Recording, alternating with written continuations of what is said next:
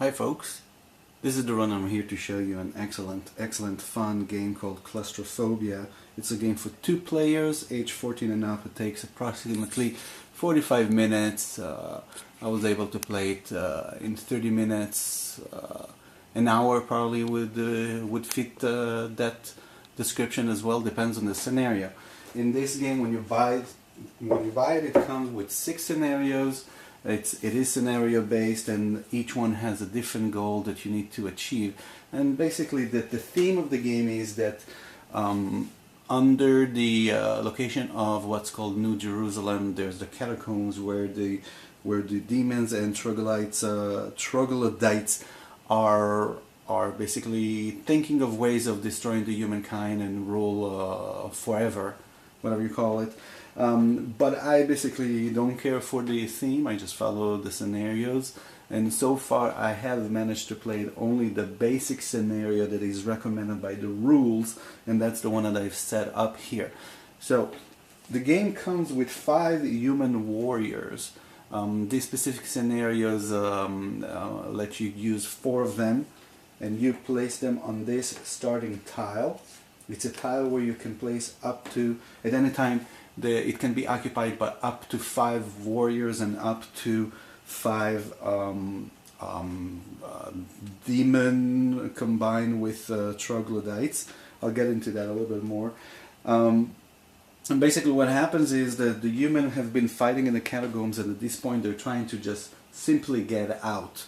So they're following a breeze, a draft of air, trying to find the exit, and this draft is being represented by a 10-sided die, and the demon side, the bad player, if we can call it this way, will decide where to place this die as a hint where the fresh air breeze is coming through. And for convenience of game, laying tiles, I would make it so it will be on this side.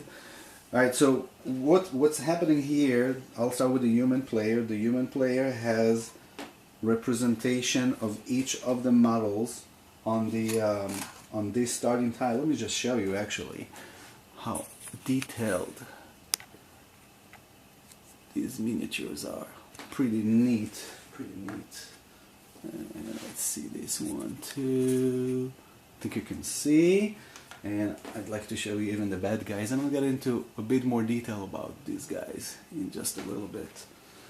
Alright, so like I said, the goal of this scenario is to basically get out of the catacombs.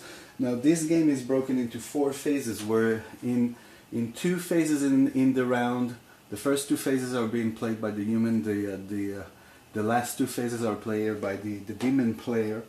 Now, the way that we do the first phase is called the initiative phase, where the human player rolls dice and assign each dice to each player. These dice basically determine the stats for each warrior for that round. So, if we have here the Redeemer, and just for sake of explaining the game, I won't put too much thinking to it, but I'll grab a die, let's say number 6. For this round I'll decide that number 6 will be assigned to the Redeemer. I'll place it here. Now as you can see here, you have representations of dice from 1 through 6. At this moment, for this round, the stats for the Redeemer are as follows. You have abbreviation for movement, combat, and defense. Movement means 1. That means the Redeemer can move 1 tile at any direction, as long as it's a legal move. Combat, 1 in this case would means when it's the Redeemer's turn to fight, he will roll a single die, only die.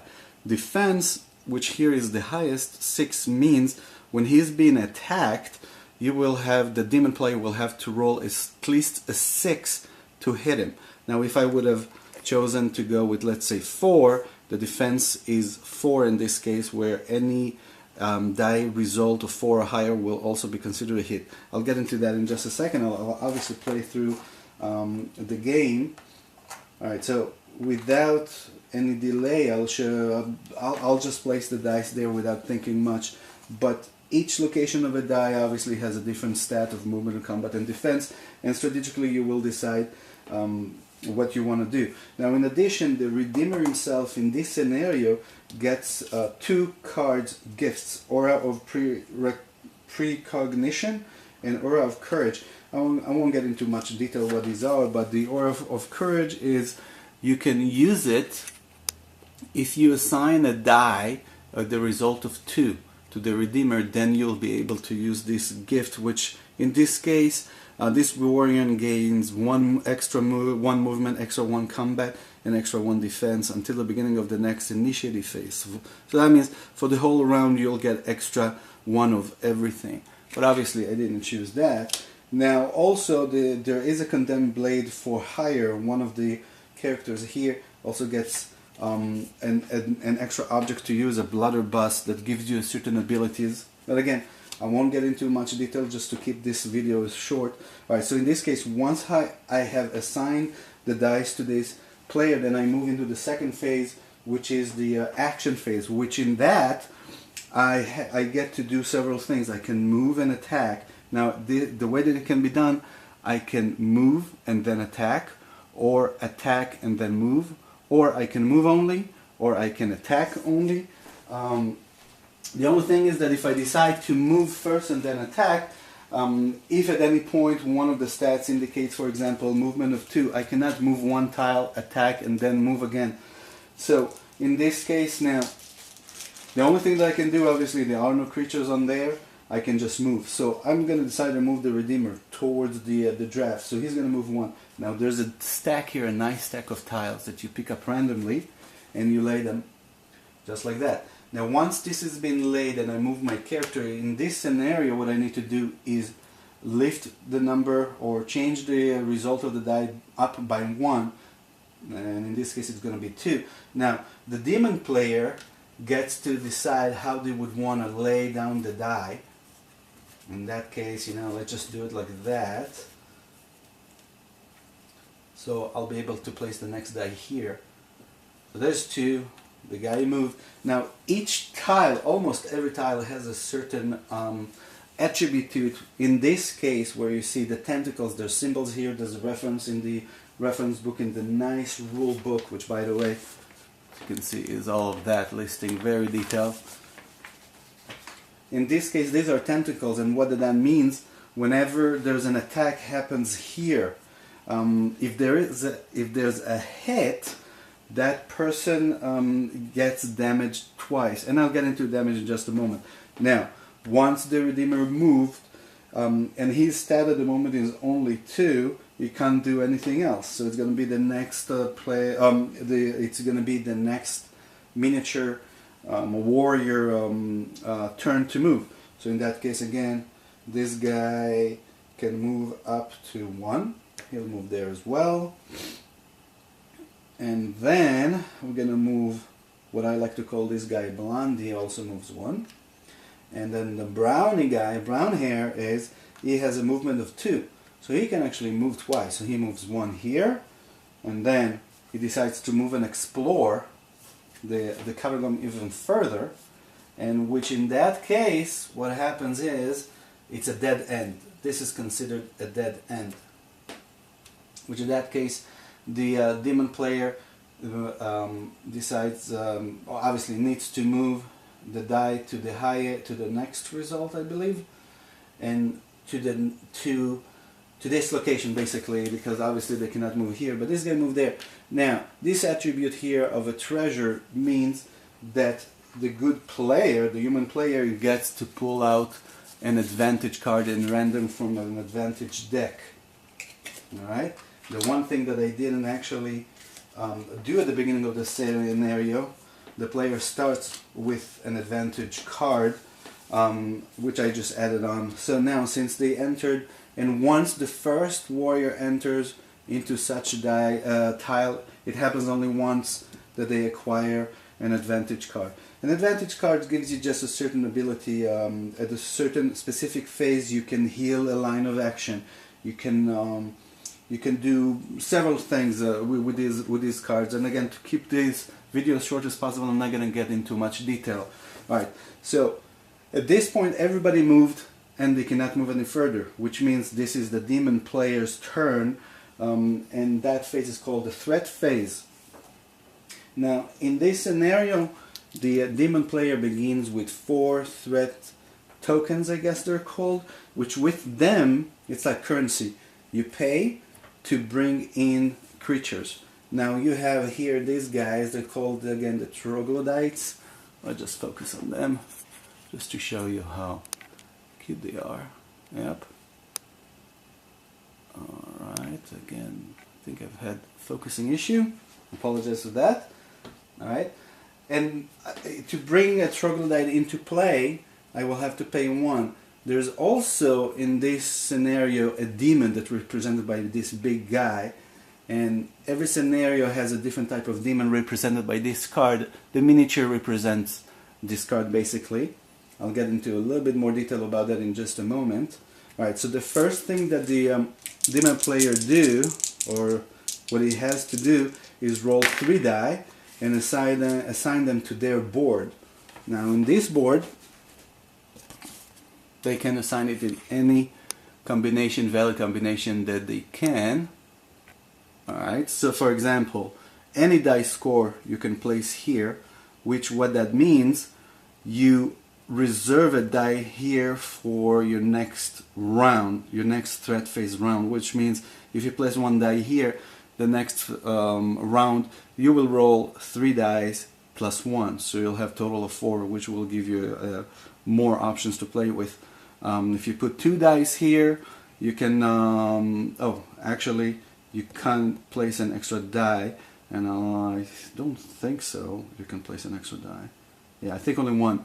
And then you can place, dice must be either all odd or all even. So for every die that you place here, you'll gain 2 threat points, or those tokens, per die. So if you place 2 die here, you'll get 4 more, and with that you'll be able to bring more creatures in. The next one, supernatural speed. The troglodytes gain an extra 1 movement. You place 2 dice with odd scores, 3, 5, something like that. I should mention the troglodytes here. This is their stats, it never changes, it's always the same. To kill them, the health is 1, you just need to hit them once. The defense is 3, so basically you need to hit them, your die result has to be 3 or higher, and then that guy is out of the game. They by default have a movement of 1 and combat of 1, which again means you roll only 1 die. So in case of the supernatural speed, his movement will be 2. And all of the rest of the options are listed here, which again, I'm trying to keep this video as short as possible, but I believe that you get the idea. So I'm just gonna play it without thinking much, without really concentrating much, but I can take a die here, place it here, which I'll be able to roll it. And next run I'll have 4 dice, and that way I can assign 2 dice to 2 actions, which is probably better.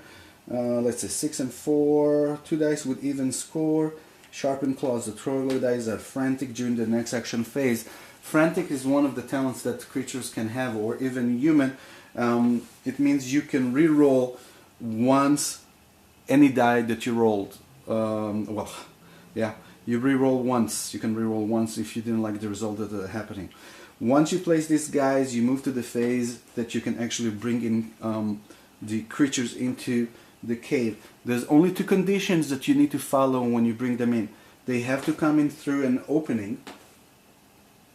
Alright, an opening, and they cannot appear on the same tile as a human.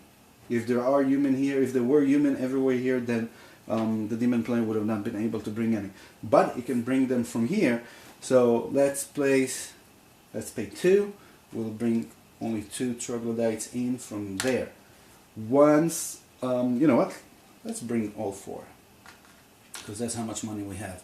Now, if I wanted to bring a demon, his cost is 5, and I didn't have that. I could have saved for next round, but just for the sake of showing this this walkthrough, I'll do that. Once they're all in, I'm moving to the action phase, which I can move them. Now remember, I may have, you know what, I may have done a mistake. I think I realized I may have had more warriors on one tile at a time, and that was probably a mistake of mine. You can have only 3. The only exception, like I mentioned here, on this starting tile you can have up to 5 creatures and human together, so 5 creatures and 5 humans on here. So I will be able to move only 3 to this tile if I decide to move them further, move them along, which I want to do. So I'll start with 1, and when you move 1 you have to finish its action, so you move and attack. So I move this guy in, move him here, and I decide to roll a die, and I get only 1 die to roll. And let's say I'm gonna attack, who has the least defense, and that would be Brownie, which according to the stats I need to roll a 3 or higher. Well, I did not roll a 3 or higher, but since I'm frantic I can re-roll. No, got another 1. Alright, so this guy didn't do much. The next troglodyte goes in and is going to roll and attack the same person. Got a 2, is going to re-roll, and he got a 4, so that's a hit. Now in a hit, what happens is that the human player takes a hit token, and he decides to place it anywhere he wants on these stats. I'll place them, for example, on number 3.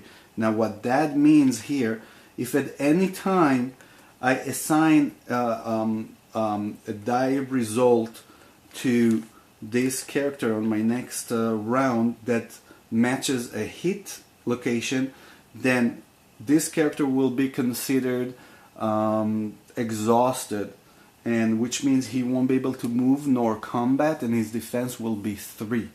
So he's basically stunned, he can't do much. And the more hits that you have, obviously, the harder it gets. Now, once all of this is filled up with hit hit markers, that character is out of the game. Now, the goal of the game, like I said, is to get out of here. Once we change the die results to 10, then this is when the exit tile is being placed into the game.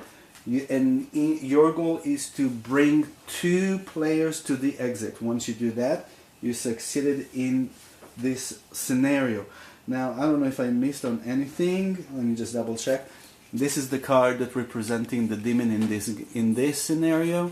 And once you bring him in, if he dies, you can bring him 1 more time, but that's it. You cannot bring them more than once, or more than twice. But you cannot bring them more than once at a time. So this guy has a health of 4, which means 4 hits and he's out. He has a movement of 2, which is relatively quick, fast. Combat of 1, which is not that good. He rolls only 1 die. There's a defense of 4, which means you gotta roll 4 or higher. And the Underground Hunter gains 1 extra combat per line of action cancelled on their target's card. So basically, if he attacks, oh, that's actually strong. So if he attacks somebody who has, let's say, 3 tokens of injury, he will be able to roll 4 dice, which is a lot. This is actually pretty good. I have to say, I neglected to realize that from before. Now, just to show you, there's different types of demons that can be brought into the game, depends on the scenario. Here there's a Master of Souls that has a health of 10, which is pretty good.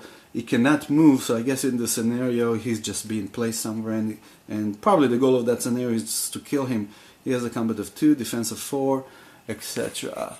Let's see who else are here. Demon of Combat, Possessed 1, interesting. So I hope I didn't miss any of the rules. I also hope that this was good enough of a walkthrough for you. If you enjoyed this video, I appreciate if you like it. Also, I appreciate if you subscribe to my video, and remember that sharing is caring. I hope I didn't miss anything. If I made any mistake, please let me know. I'll add a comment into the video. Just let me know the timestamp, so it will be easier for me to find the error location. And that's it. Thank you very much for watching.